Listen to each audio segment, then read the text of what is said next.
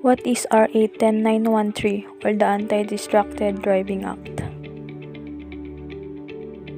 RA 10913 or the Anti-Distracted Driving Act is a new law that prohibits motorists from using communication devices and other electronic entertainment and computing gadgets while vehicles are in motion or temporarily stopped on a traffic light or an intersection. An act defining and penalizing distracted driving. Section 1, Short Title. This act shall be known as the Anti-Distracted Driving Act. Section 2, Declaration of Policy. It is hereby declared the policy of the state to safeguard its citizenry from ruinous and extremely injurious effects of vehicular accidents. Section 3, Definition of terms as used in this act. A. Diplomatic motor vehicle. Any motor vehicle leased or owned by a foreign nation and its stock for their official use. B. Electronic entertainment and computing device. Any handheld electronic device capable of digital information processing, recording, capturing or displaying and computing operations such as, but not limited to, laptop, computers, tablets, video game consoles and calculators. C. Government motor vehicle. Any motor vehicle owned by the national government or any of its agencies, instrumentalities or political subdivisions, including government-owned or controlled corporations or their subsidiaries for official use. D. Implementing agency. The Department of Transportation and Communications Land Transportation Office. E. Mobile communications devices. Electronic communications equipment such as, but not limited to, cellular phones, wireless telephones, two-way radio transceivers, pagers, and other similar devices capable of transmitting, receiving, or both of encrypted data and or signals through wireless, electronic, or any other similar means. F. Motor vehicle. Engine-driven vehicles such as, but not limited to, automobiles, trucks, vans, buses, jeeps, motorcycles, and tricycles. G. Motorist. A person driving a motor vehicle. H. Private motor vehicle.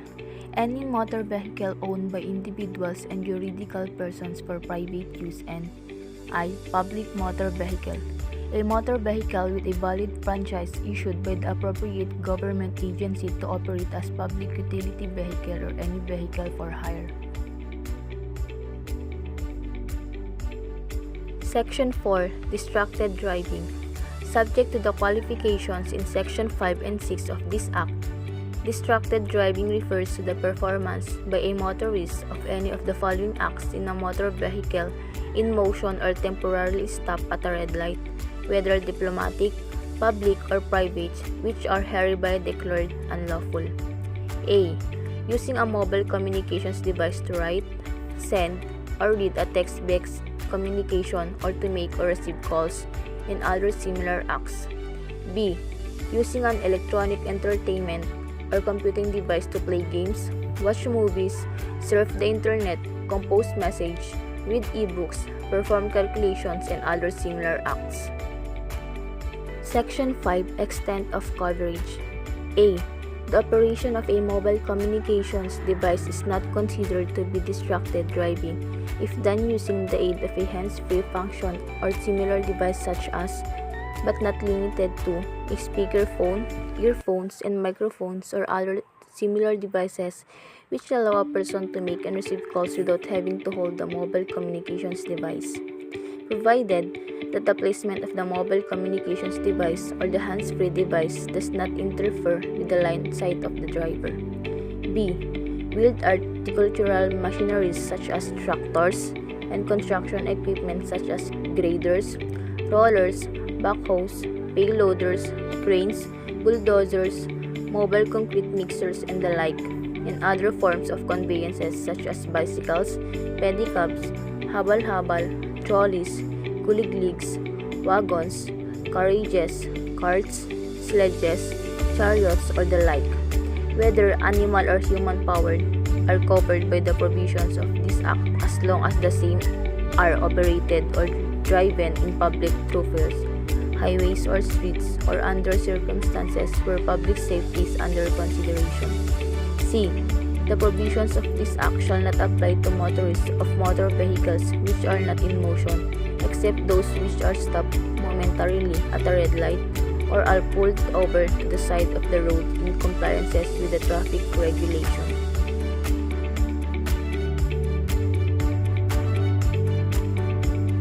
Section 6 Exemptions. The provisions of this act shall not apply to the following: A motorist using a mobile phone for emergency purposes, including but not limited to an emergency call to a law enforcement agency, healthcare provider, fire department, or other emergency services, agency or entity. B. A motorist using a mobile phone while operating an emergency vehicle such as an ambulance, a fire truck, and other vehicles providing emergency assistance in the course and scope of his or her duties.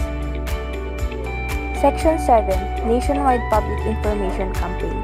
The DOTC LTO, in coordination with the Philippine Information Agency, the Department of Education, the Department of the Interior and Local Government, the Philippine National Police, and private agencies and organizations shall undertake a nationwide information, education, and communication campaign for a period of 6 months from the effectivity of this act.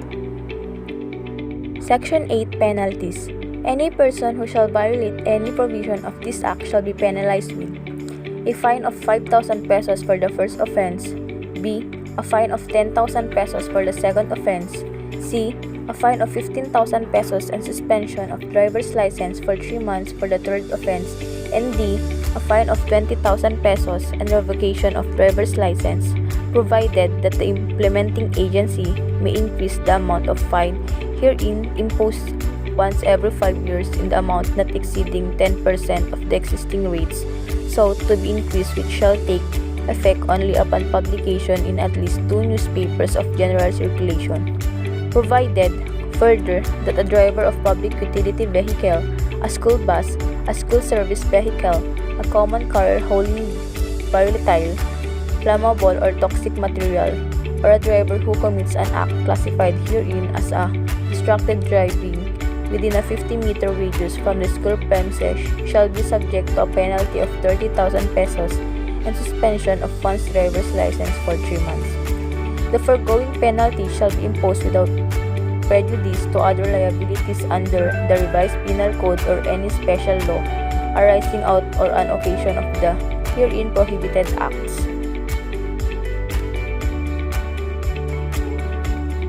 Section 9 Liability of owner and operator of the vehicle driven by the offender.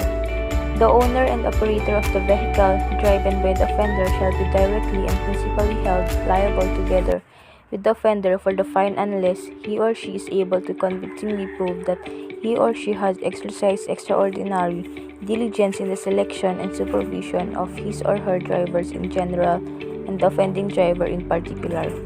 This section shall principally apply to the owners and operators of public utility vehicles and commercial vehicles such as delivery vans, cargo trucks, container trucks, school and company buses, hotel transports, cars or vans for rent, taxi, and the like. Section 10. Enforcement and assistance by other agencies. The Metro Manila Development Authority, the PNP, and other concerned government agencies and instrumentalities shall be responsible for the enforcement of the foregoing provisions and shall render such assistance as may be required by the DOTC LTO in order to effectively implement the provisions of this Act.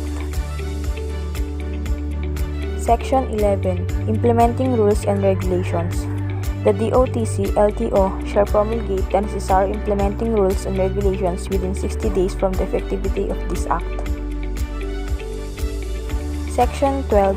Repealing Clause. Any law, presidential decree or issuance, executive order, letter of instruction, administrative order, rule, or regulation contrary to or inconsistent with the provisions of this Act is hereby repealed, modified, or amended accordingly. Section 13. Separability Clause. If, for any reason, any part or provision of this Act is declared invalid, such declaration shall not affect the other provisions of this Act. Section 14. Effectivity. This act shall take effect 15 days after its publication in at least 2 newspapers of general circulation.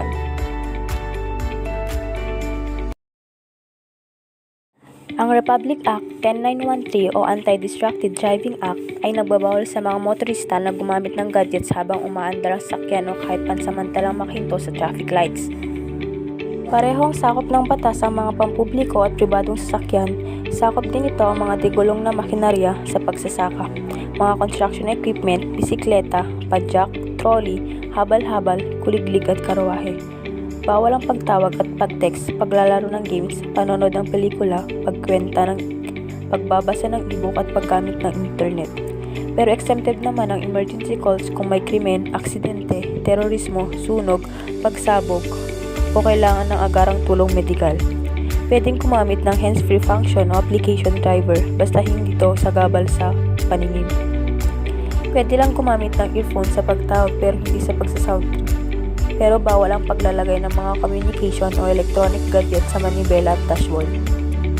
Pwede rin ang paggamit ng navigational apps tulad ng Waze at Google Maps pero dapat itakda na ang iyong destination bago pa bumiyahe. Kung kailangan namang maghanap ng alternatibong ruta, dapat tumabi muna.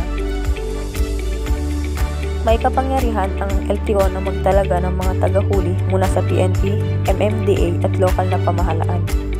Kahit na heavily tinted ang sasakyan, pwedeng mabuking dahil gagamit ang high-definition camera na kayang ma-detect ang umiilaw na gadget. 5,000 piso ang unang huli, 10,000 piso ang ikalawang huli, 15 piso sa ikatlo na may kasamang 3 buwang suspension ng lisensya at kapag lagpas 3 beses na lumabag, tanggal na ang lisensya na may multa pang 20,000 piso kung papublikong sasakyan naman mananagot din ng operator.